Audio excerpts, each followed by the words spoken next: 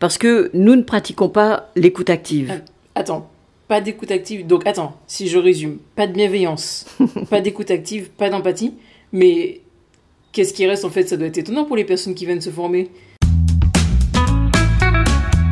Raphaël est ma fille, elle a 24 ans et depuis quelque temps, elle s'intéresse à ma profession. Elle me pose beaucoup de questions sur la médiation professionnelle, sur les thématiques d'actualité et sur tout ce qui touche à la relation. J'ai eu envie de vous partager nos échanges. Voilà. Est-ce que je suis assez motivée pour le faire ou pas? Je dirais que lui dire merci, c'est le minimum. La dernière fois, tu disais que la formation qui permet de devenir médiateur est exigeante. Et tu disais qu'elle peut bousculer nos représentations, notre manière de communiquer, notre manière même d'être en relation avec les autres personnes. On pourrait peut-être en parler? Oui, ce que je te disais, c'est que le futur médiateur doit d'abord faire un travail sur lui, tu vois, pour pouvoir offrir un service de qualité aux clients qu'il missionne dans le cadre d'une résolution de conflit. C'est-à-dire que si le médiateur fait une intervention de médiation avec, je dirais, seulement du bon sens, de la bienveillance et puis des notions de droit, en fait, ça peut vite déraper.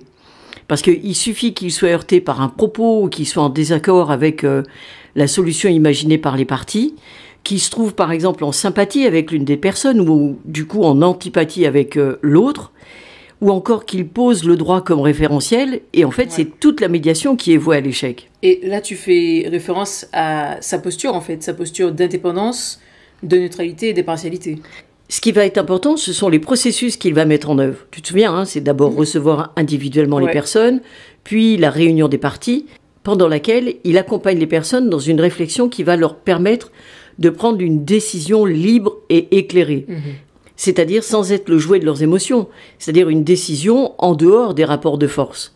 Alors, évidemment, pour arriver à incarner cette posture, ça veut dire que ce médiateur a fait un travail sur lui, tu vois, pour rester à distance de ses propres émotions. Et ça veut dire également qu'il a intégré le fait qu'il a devant lui des personnes qui sont en conflit, non pas par choix, tu te souviens, on en a parlé, mais elles sont en conflit parce que elles n'ont pas su faire autrement. Et que même si ces personnes sont à la recherche de la meilleure décision pour elles-mêmes, elles sont dans un premier temps enfermées dans des pensées en adversité, où elles veulent gagner contre l'autre. Et tu comprends bien que lorsque les personnes sont enfermées dans ce rapport de force, eh bien, elles ne peuvent pas choisir librement. Donc le médiateur, dans sa pratique, doit savoir accompagner ces personnes pour qu'elles retrouvent le chemin de la rationalité. Donc évidemment, ça nécessite pour ce tiers une compréhension approfondie des dynamiques interpersonnelles, une appropriation des techniques de communication spécifiques, et puis une capacité à rester, comme tu l'as dit, neutre, indépendant et impartial. Mais ça doit pas être facile de mettre de côté ses propres opinions, ses émotions et même ses préjugés. Ça doit être un vrai effort en fait. Oui, évidemment, c'est pas facile. En tout cas, c'est pas spontané. Et c'est la raison pour laquelle il faut apprendre. Tu vois, je pense à une médiation qui avait été demandée par madame, qui souhaitait divorcer parce que ça n'allait plus du tout dans le couple. Donc, les entretiens individuels ont eu lieu, et lors de la réunion de médiation, madame et monsieur discutent, échangent, et identifient que les crises du couple ont commencé avec l'arrivée de leur enfant. Tu vois, c'était des gens qui voyageaient, et ils pouvaient plus voyager, ou en tout cas, ils se disaient qu'ils ne pouvaient plus voyager comme ils le faisaient avant. Et cette sédentarité nouvelle était vraiment pesante pour eux. Donc, il se trouve qu'ils habitent à côté de chez la sœur de madame. Et leur enfant est très souvent chez sa tante, parce qu'elle a une ferme, parce qu'il y a des animaux, et puis tout simplement parce que l'enfant se sent mieux chez sa tante que chez ses parents. Et comment ça, ils le savent? Tout simplement parce que à chaque fois que l'enfant doit rentrer à la maison, ce sont des crises de larmes. En fait, il a tout simplement pas envie de quitter sa tante. Et donc, dans l'éventail des solutions qui sont imaginées lors de la réunion de médiation, il y a la possibilité de laisser l'enfant chez sa tante, et ce qui leur donne à eux la possibilité de reprendre leur caravane et d'aller barouder comme ils le faisaient avant. Mais attends, c'est pas un peu choquant comme solution ça pour le tiers, même s'il est censé être professionnel, indépendant, impartial, neutre?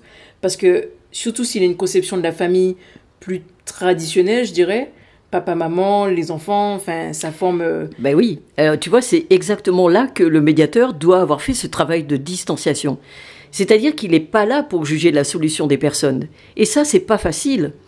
Alors évidemment, avec les personnes, ils vérifient la faisabilité de la solution qu'ils ont imaginée, les modalités de mise en œuvre, les conséquences sur les uns et les autres de la décision qui va être prise. Mais en aucun cas, ils pourraient dire, par exemple, madame, monsieur, c'est pas bien, c'est pas moral, vous avez fait un enfant, vous devez vous en occuper, pensez à tous les couples qui voudraient tellement avoir un enfant, alors que vous êtes en train de penser à comment vous en débarrasser. Tu vois, c'est pas facile de mettre de côté ces valeurs personnelles, ces représentations, pour pouvoir accompagner au mieux les personnes dans la recherche de la meilleure solution pour elles. C'est l'enjeu de l'altérité, tu te souviens ? Oui, oui, tout à fait. Parce que l'autre n'est pas moi, et si je dis c'est pas bien, c'est pas moral, etc., en fait, est-ce que je suis pas en train de perdre la neutralité et d'imposer mon référentiel aux personnes accompagnées ? Donc, la formation, j'imagine, permet de travailler sur ça, et sur quoi encore ? Après, ce sont tous les concepts qui vont permettre de comprendre comment fonctionne une personne, tous les outils qui vont permettre de l'accompagner, tu vois. Donc, on va parler d'outils d'aide à l'expression. Ouais. Parce que nous ne pratiquons pas l'écoute active. Attends, pas d'écoute active. Donc, attends, si je résume, pas de bienveillance, pas d'écoute active, pas d'empathie. Mais qu'est-ce qui reste, en fait ? Ça doit être étonnant pour les personnes qui viennent se former. Elles apprennent quoi ? Oui, c'est vrai que ça peut paraître étonnant. C'est vrai que ça bouscule un peu la manière de se représenter l'accompagnement. Et j'entends des médiateurs, en effet, parler de leur pratique avec bienveillance, dans l'empathie, etc. Mais en fait, c'est plutôt contre-productif. Ah, ok. Et l'ingénierie relationnelle propose toute une instrumentation rationnelle pour accompagner les personnes.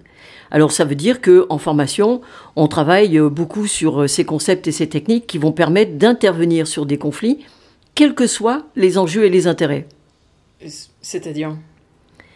C'est-à-dire que un médiateur formé à l'ingénierie relationnelle peut intervenir sur n'importe quel conflit, qu'il soit de voisinage, familial, en entreprise, parce que la résolution de conflits qui porterait sur qui va avoir la maison, qui va avoir la garde des enfants, ou qui devrait être pénalisé pour la désorganisation des services, en fait, ce serait une médiation qui porte sur les conséquences de la dégradation des relations, tu vois ? Donc les conséquences et pas les causes. Donc intervenir sur les conséquences, ça n'a pas de sens, puisque les causes ne seront pas traitées.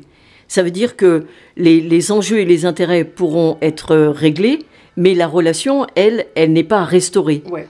Donc c'est pour ça que le médiateur intervient, lui, sur les causes, en rétablissant, comme j'ai déjà dit, un climat relationnel apaisé, qui va permettre aux personnes de réfléchir et de décider librement. Et tout ça, c'est de la méthodologie. Ah oui, je t'entends beaucoup parler de FCR d'ailleurs, de RDS, d'IMC, de 3CQF et plein d'autres sigles et acronymes. Oui, ce sont les outils de l'ingénierie relationnelle et c'est vrai qu'entre nous, entre médiateurs professionnels, nous nous exprimons beaucoup avec des sigles et des acronymes. Bon, mais concrètement, si je veux me former, où est-ce que je vais ? Qu'est-ce que je fais ? C'est sur combien de temps ? Comment ça se passe ? Donc là, tu me parles des modalités, en fait. Oui. Alors, en Martinique, la formation est organisée en présentiel par l'École professionnelle de la médiation et de la négociation. Oui, le PMN. Voilà, exactement. Et c'est une formation qui couvre une période de 7-8 mois à peu près, à raison de 2 jours par mois. Tu vois, parce que d'abord, ça permet aux personnes de continuer leur activité professionnelle. Et puis, surtout, c'est pédagogique, je dirais. Parce que ça permet de réaliser les travaux d'intercession. Il y a un e-learning en appui à la formation en présentiel. Il y a également un réseau de médiateurs professionnels qui est présent pour aider les participants à la formation quand ils en ont besoin. Et puis, il y a, je dirais, pour donner des éléments importants, il y a notre événement annuel. C'est le symposium de la médiation professionnelle. Et cette année, il a lieu à Abidjan. Ouais. Avec une délégation antilo-guyanaise qui sera représentée. Et c'est une médiateur professionnelle de Martinique qui est en charge de cette organisation. Mais évidemment, comme tout le monde ne peut pas se déplacer, cet événement est retransmis par Zoom. Ok, donc ça, c'est pour les modalités.